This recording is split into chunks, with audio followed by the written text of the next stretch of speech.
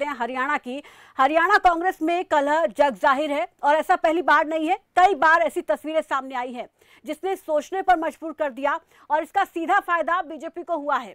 ऐसी ही तस्वीर एक बार फिर से दिखाई दी। कांग्रेस हाईकमान ने 8 सीटों के लिए उम्मीदवारों की घोषणा की और इस दौरान कई अपने खफा नजर आए और वहीं क्योंकि पार्टी ने टिकट काट दिया है, हालांकि उनके नाम चर्चा में आगे चल रहे थे, लेकिन जीत हुड्डा गुट की हुई है और लिस्ट में हुड्डा गुट का प्रभुत्व भी नजर आया है। दरअसल लिस्ट को लेकर हरियाणा कांग्रेस के 2 बड़े नेता खफा दिखाई दे रहे हैं क्योंकि एक के बेटे तो दूसरे की बेटी को टिकट नहीं मिला है। बात कर रहे हैं भिवानी महेंद्रगढ़ सीट की, तो यहाँ से किरण चौधरी की बेटी श्रुति चौधरी के लिए टिकट मांग रही थी। वहीं बीरेंद्र सिंह भी अपने बेटे के लिए हिसार से टिकट की आस लगाए बैठे थे, लेकिन दोनों को ही टिकट नहीं मिला है। दोनों को आला कमान की तरफ से झटका लगा है। इसी बीच किरण चौधरी ने आज अपने समर्थकों की भिवानी में बैठक बुलाई है, जबकि कल बीरेंद्र सिंह ने अपने समर्थकों की बैठक बुलाई है जिसमें आगे की रणनीति तय की जाएगी। लेकिन सवाल ये है कि क्या इस कलह के बीच कांग्रेस बीजेपी को टक्कर दे पाएगी, क्योंकि कांग्रेस अपनों से लड़ाई लड़ रही है। कांग्रेस के सामने पहले अपनों को मनाने या यूं कहें कि पहले अपनों को जीतने की चुनौती है। उधर बीजेपी पहले ही अपने उम्मीदवार मैदान में उतार चुकी है। अब देखना होगा कि आखिर कांग्रेस की क्या रणनीति रहेगी, क्योंकि कई बार कलह के चलते कांग्रेस को मुंह की खानी पड़ी है और कलह के चलते कहीं ना कहीं कांग्रेस को ही नुकसान उठाना पड़ा है। तो ऐसे में कांग्रेस हाईकमान जो है इससे कैसे उभरेगा, इसके लिए क्या रणनीति कांग्रेस की रहेगी, ये देखना दिलचस्प होगा। और चलिए अब आपको ग्राफिक्स के जरिए समझाते हैं कि कांग्रेस ने किस लोकसभा सीट से किस पर दाव खेला है। कांग्रेस के उम्मीदवार हैं अंबाला से वरुण चौधरी, सिरसा से कुमारी शैलजा, हिसार से जयप्रकाश यानी कि जेपी।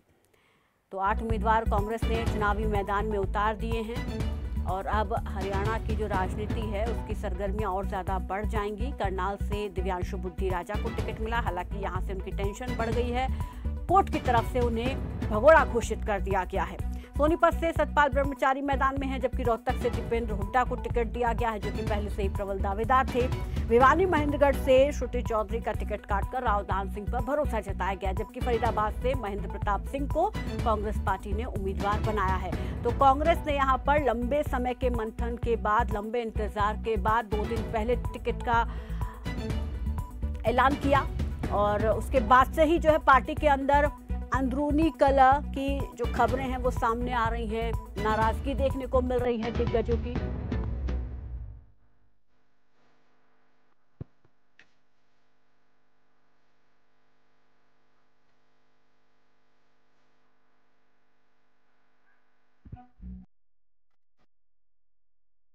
और वहीं इस पर ज्यादा जानकारी के साथ हमारे साथ दिल्ली से संवाददाता प्रियंका राय जुड़ गई हैं, जबकि चंडीगढ़ से अनिल दत्त सेमवाल जुड़ गए। सबसे पहले प्रियंका आपके पास आना चाहूंगी।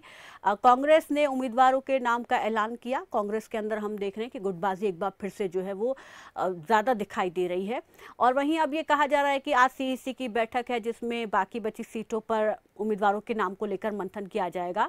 तो क्योंकि अब हरियाणा से गुरुग्राम की एक सीट बाकी रहती है, कांग्रेस की तरफ से उम्मीदवार यहां पर नहीं दिया गया है, तो क्या इस सीट को लेकर आज सीईसी की बैठक में मंथन होने वाला है? क्या अपडेट मिल पा रही है?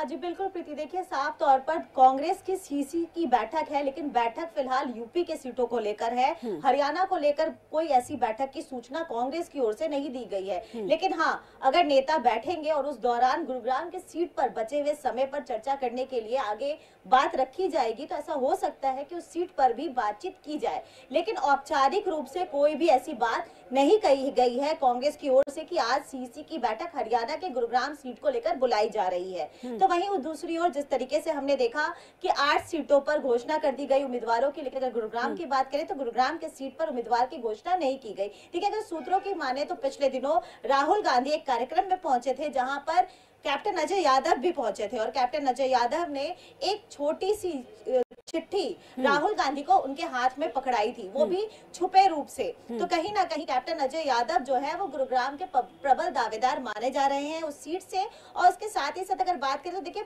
उनके पहले जो नाम चल रहा है और जो नाम कैप्टन अजय यादव के लिए चिंता का विषय बना हुआ है वो नाम है राज बब्बर का, क्योंकि पिछले दिनों राज बब्बर ने भूपेंद्र सिंह हुड्डा से मुलाकात भी की थी। तो कहीं ना कहीं राज बब्बर का जो नाम है वो ज्यादा आगे चलता हुआ नजर आया, जिसके बाद कैप्टन अजय यादव की चिंता बढ़ गई और कैप्टन अजय यादव को ये लगा कि कहीं उनका टिकट कट तो नहीं रही है। लेकिन इस बीच कैप्टन अजय यादव ने तमाम वो कोशिशें करने की कोशिश की जो उनकी उम्मीदवारी को बचा सके, और शायद यही कारण है कि गुरुग्राम की सीट पर अभी तक जो नाम है वो घोषित नहीं किए गए हैं, क्योंकि पहले ऐसा ही माना जा रहा था कि तमाम सीटों पर एक साथ घोषणा होगी। लेकिन जब सूची आई तो 8 नाम सामने आए और एक सीट को होल्ड कर दिया गया, वो सीट रहा गुरुग्राम का। और ठीक लिस्ट आने के 1-2 दिन पहले की घटना है जो मैंने आपसे अभी जिक्र किया। तो कहीं ना कहीं तमाम नेता हरियाणा में अपनी शाख बचाने में भी लगे हुए हैं, ये भी चाहते हैं कि या तो उनके बेटे को या तो फिर उनकी बेटी को टिकट मिल जाए। लेकिन ये तमाम समीकरण कहीं ना कहीं किस हद तक काम आएगा ये हमने देख लिया, क्योंकि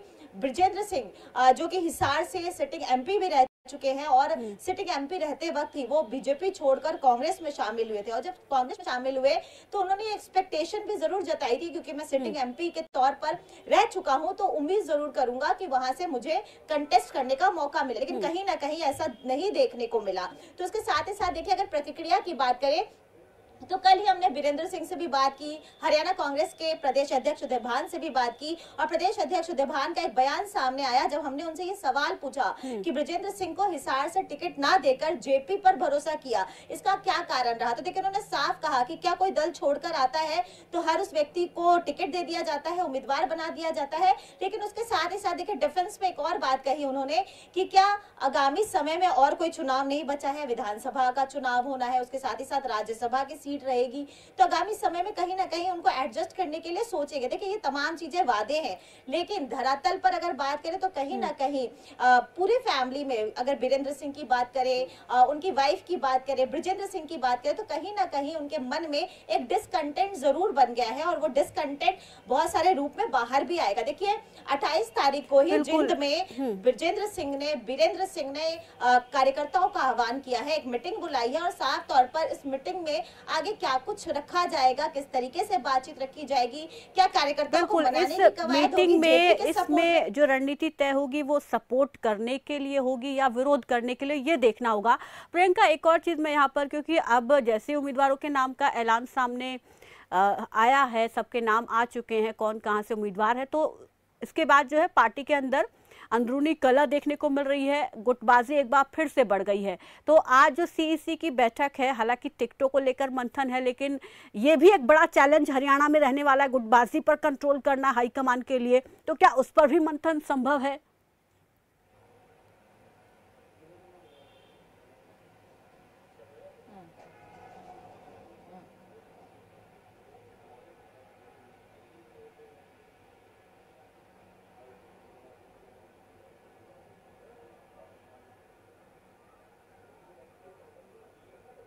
जी बिल्कुल, देखिए फिलहाल प्रीति मैंने साफ तौर पर कहा कि सीसी हरियाणा को लेकर नहीं है, लेकिन हाँ अगर नेता बैठेंगे तो उनके सामने गुरुग्राम का नाम सामने रखा जाएगा, अगर प्रस्तावित किया जाएगा तो हो सकता है कि अगर समय बचा रहे तो वो उस पर विचार विमर्श कर सकते हैं। लेकिन फिलहाल ऑफिशियली सीसी की कोई बैठक हरियाणा को लेकर नहीं है। उसके साथ ही साथ देखिए साफ तौर पर मैं ये जरूर बताना चाहूंगी कि गुटबाजी की अगर बात कर रहे हैं तो गुटबाजी में कहीं ना कहीं कुमारी शैलजा, किरण चौधरी और रणदीप सिंह सुरजेवाला, ये कहा जाता है कि ये तीनों लीडर एक साथ होते हैं और कहीं ना कहीं हुड्डा खेमा अलग। लेकिन ये तमाम नेता ऑन कैमरा इन चीज को नकारते हुए जरूर नजर आते हैं। लेकिन साफ तौर पर देखिए कहीं ना कहीं मन मुटाव तो है। इसी वजह से आज भी जो किरण चौधरी हैं उन्होंने मीटिंग बुलाई गई है भिवानी में, और जिस तरीके से श्रुति चौधरी को टिकट नहीं दिया गया उसको लेकर भी कहीं ना कहीं ये तमाम नेता हताश तो जरूर है। पिछले दिनों भी हमने देखा कि किस तरीके से जब स्टैंडिंग कमेटी जो जो बनाई गई थी उसकी बैठक चल रही थी, तो छुपे तरीके से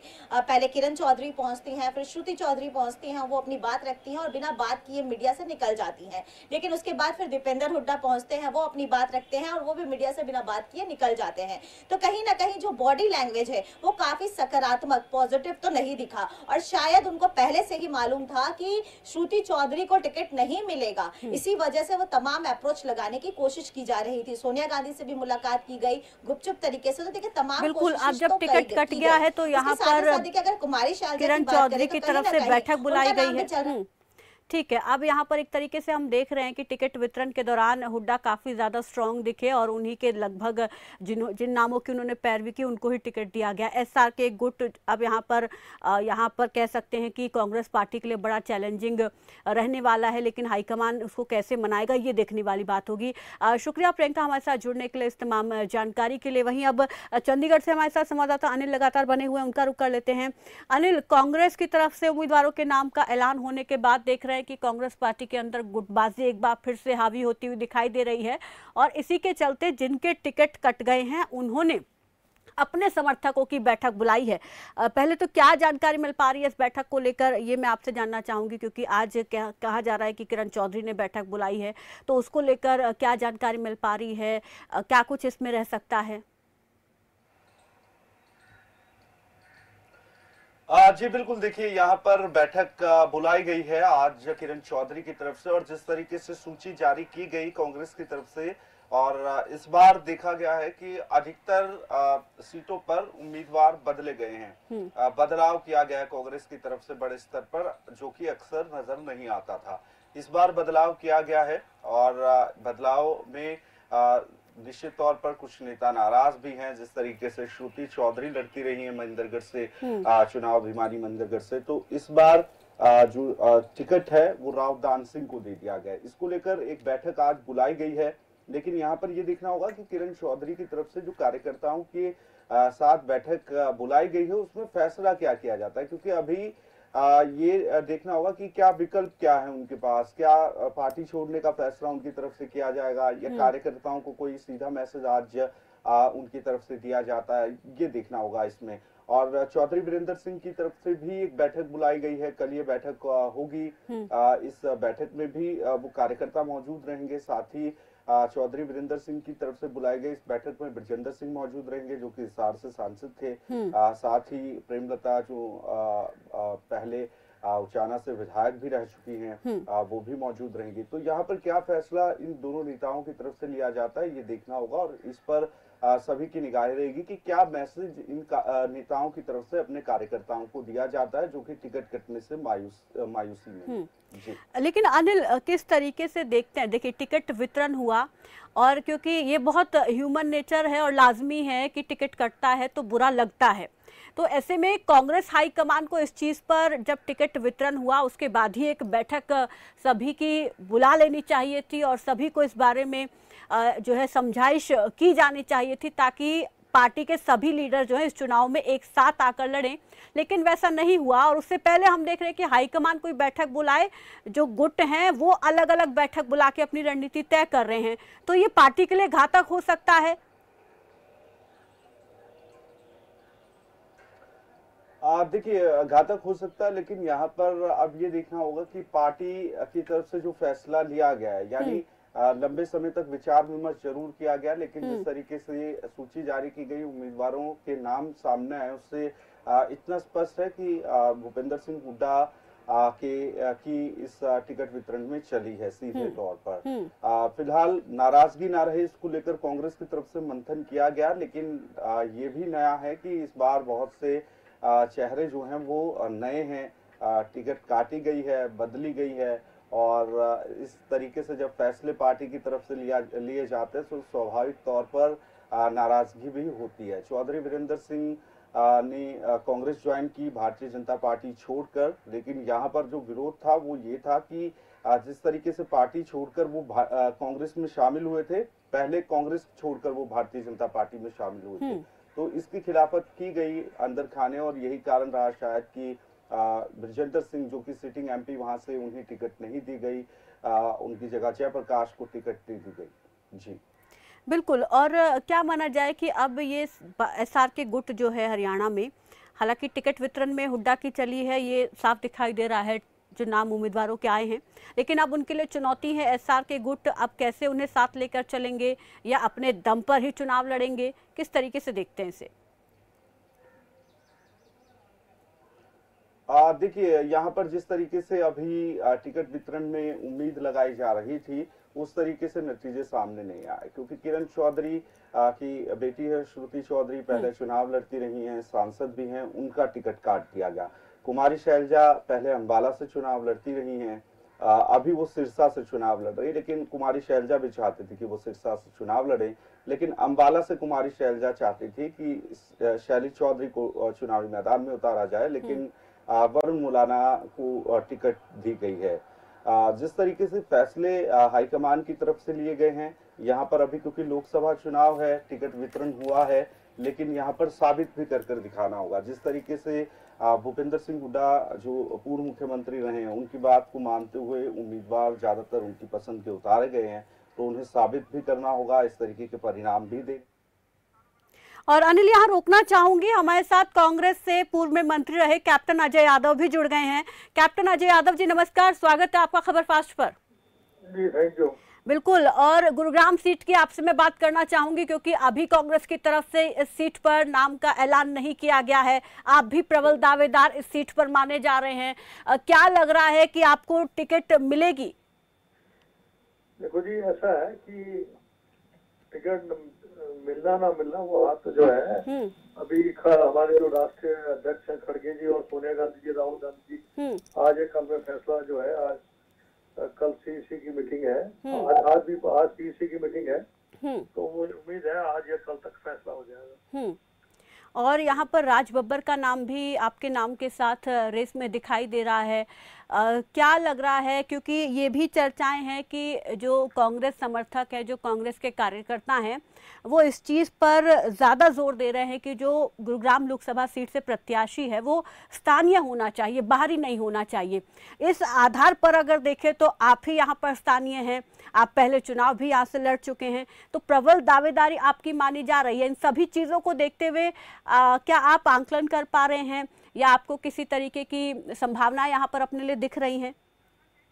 संभावनाओं के ऊपर ही सब कुछ टिका हुआ है, हम लोग इंतजार कर रहे हैं, और मुझे कोई इसमें संदेह नहीं है कि पार्टी जो है आखिरकार जो है मेरा ही जो है मेरी तरफ फैसला करेगी। तो आप डिपेंड करता है कि पार्टी आज कल तो जरूर हो ही जाएगा, क्योंकि 29 से तो नॉमिनेशन शुरू है, अब टाइम ही क्या बचा है। एक खबर और निकलकर सामने आई थी कैप्टन अजय जी कि जब राहुल गांधी पहुंचे थे गुरुग्राम में एक कार्यक्रम में, तो आपकी तरफ से एक पर्ची उन्हें थमाई गई थी। उस पर्ची में क्या आपने लिख कर दिया? मैं चाहूंगी अगर आप बताएं कि उसमें किस तरीके की मांग आपने की है, या आपकी कोई बात हाईकमान से नहीं हो पाई इसलिए आपको पर्ची का सहारा लेना पड़ा?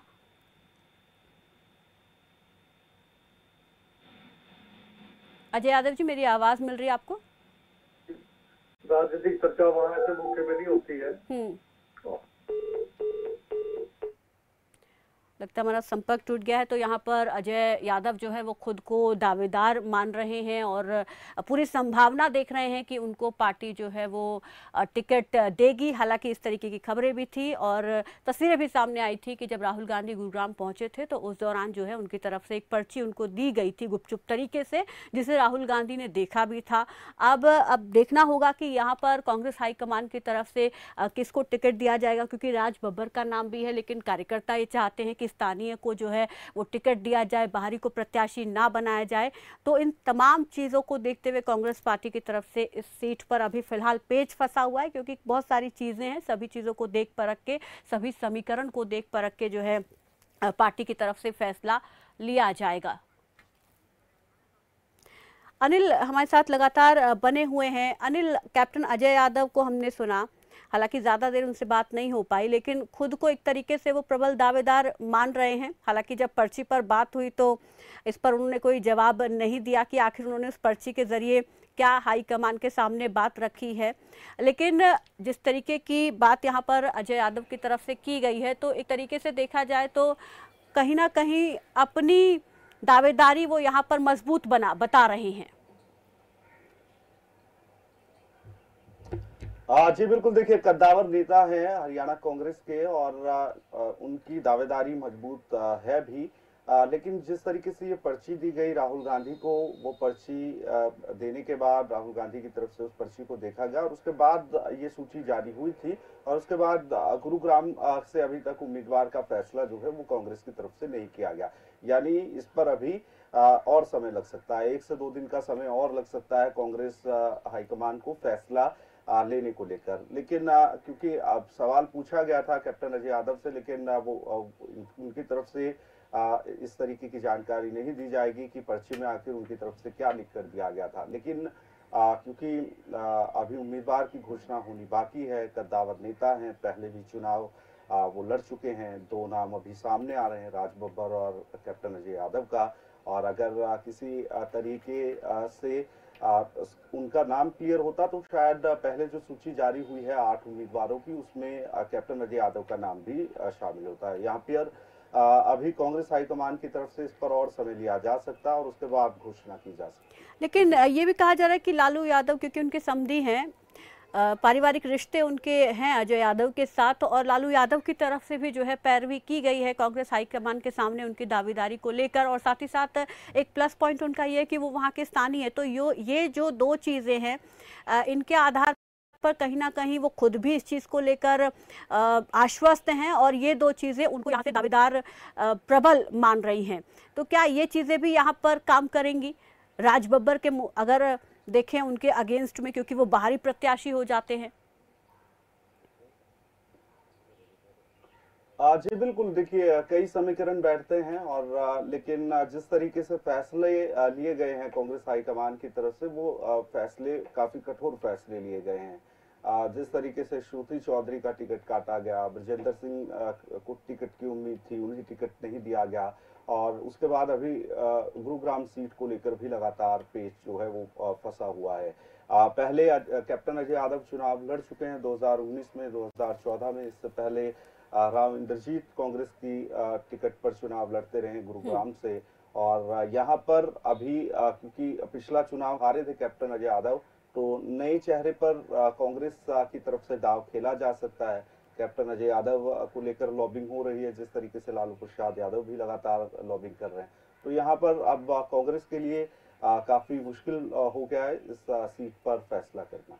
जी बिल्कुल। और अनिल, यहाँ पर एक और चीज़, क्योंकि अगर हम समीकरण की बात करें तो राव इंद्रजीत हैं, अहिरवाल समाज से वो आते हैं, और रेवाड़ी, ये पूरा गुरुग्राम बेल्ट जो है अहिर बेल्ट माना जाता है। तो ऐसे में उनको टक्कर देने के लिए एक तरीके से अहिर समाज से ही अगर कैप्टन अजय यादव को पार्टी उतारती है तो मुकाबला जो है वो कांटे का होगा।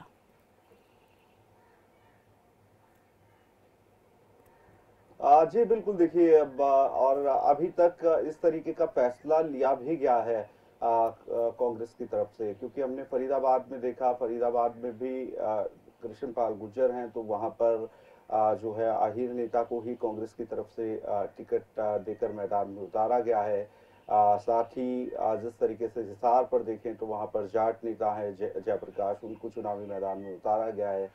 जातीय समीकरण देखकर इस बार कांग्रेस की तरफ से उम्मीदवार उतारे गए हैं, चाहे उसमें सोनीपत विधानसभा क्षेत्र की बात हो, वहां पर ब्राह्मण बहुल क्षेत्र है और इस बार कांग्रेस की तरफ से भी वहां पर ब्राह्मण उम्मीदवार उतारा गया है। इन अगर हम आंकड़ों को देखें तो उसको देखते हुए कहा जा सकता है कि कैप्टन अजय यादव की दावेदारी काफी मजबूत है, लेकिन यहाँ पर यह देखना होगा कि कांग्रेस हाईकमान की तरफ से फैसला क्या लिया जाता है, क्योंकि अभी तक जो फैसले लिए गए हैं उसमें एक सीट पर छोड़कर बाकी उम्मीदवार या तो बदले गए या उनकी टिकट काट दी गई है।